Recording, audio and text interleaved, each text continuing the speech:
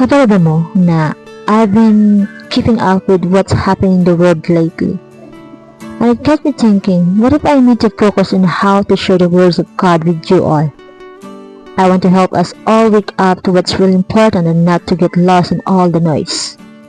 I know that sometimes it's easy to get caught up in social media, trends and everything else, but I'm trying to focus on what really matters to me, my relationship to God.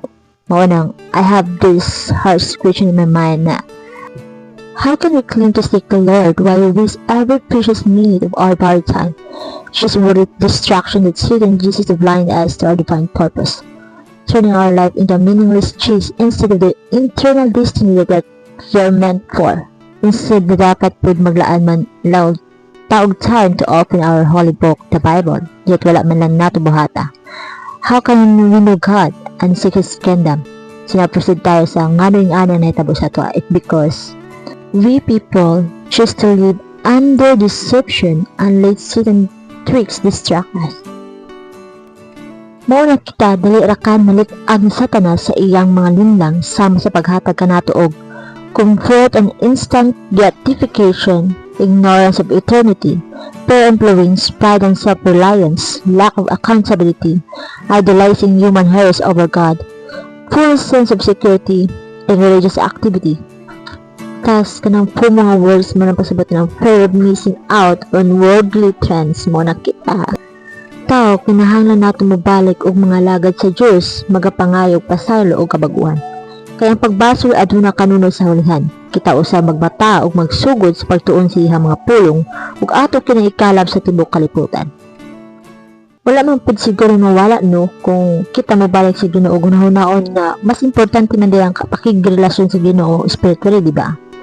Kung usa pa, ngano kita ang mga taon nagpataas kita sa atong mga kagaling karbo ug nagapatuyon kita pagbuhat og mga dautan niya sa kalibutan. Labo na ang pag-idolize masin kinsa para unta sa Diyos lagid. Sumala sa Salmo 115:4-8 ug Roma 1:25 ang uban nagsalig sa walay sulod nga relihiyoso mga ritual o social media posts na nagunahuna nga igo na kini. Apan kung walay na usab nga kasing-kasing kini walay pulos.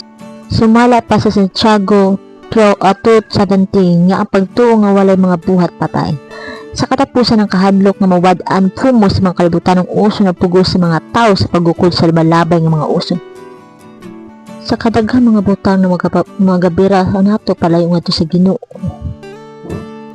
Mao nang sumala sa 1:2:15-17 nga napahimangno nga dili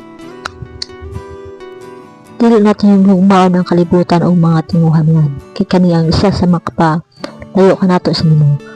Nga maminaw kita o dili nato angay batikuso ng mga pulong sa Ginoo o dili nato angay baliwala ang tao. Kung ta magapaminaw pa kamo pag-usab sa pulong sa Ginoo, daghang salamat. Nigsoon, dirakan ko kutob o daghang salamat.